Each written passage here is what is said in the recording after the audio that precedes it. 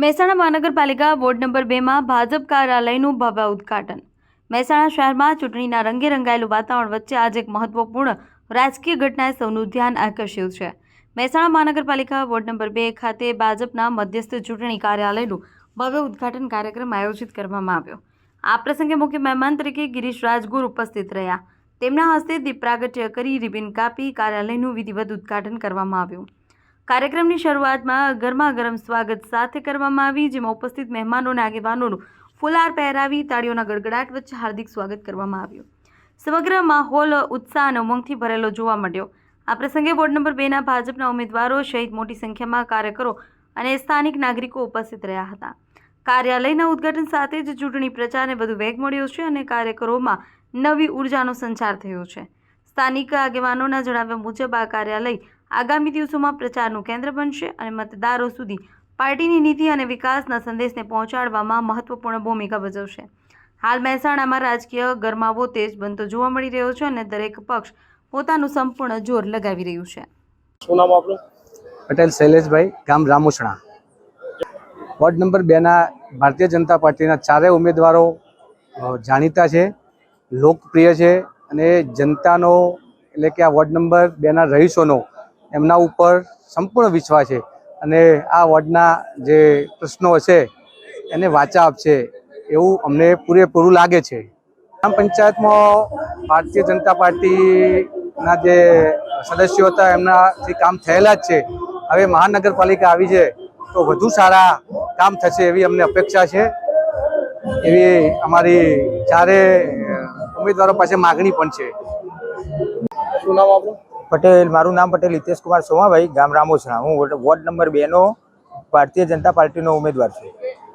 જે સમસ્યાઓ બાકી છે એનો અમે સત્વરે નિકાલ કરીશું અને તુરંત એના ઉપર અમલ થાય એવું કાર્ય કરીશું।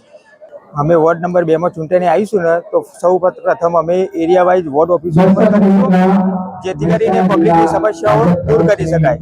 અમે લોકો સુધી પહોંચવા માટે અમે મંથમાં એકવાર સોસાયટીઓની મુલાકાત કરીશું, પ્રમુખ મંત્રીઓના સીધા ટચમાં રહીશું અને એમની સમસ્યાઓને સત્વરે દૂર કરીશું।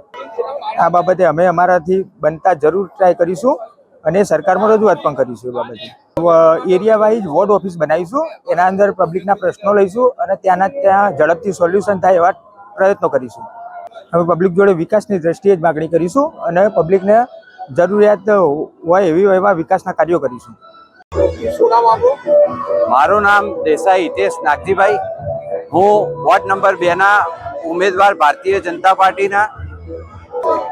અમે જીતીને આવીશું તો હવે જે નવો વિસ્તાર જે પહેલાં ગ્રામ પંચાયત હતી રામોસણા અને ફતેપુરા એ હવે મહાનગરપાલિકાના અંદર ભળી ગઈ છે, બરાબર।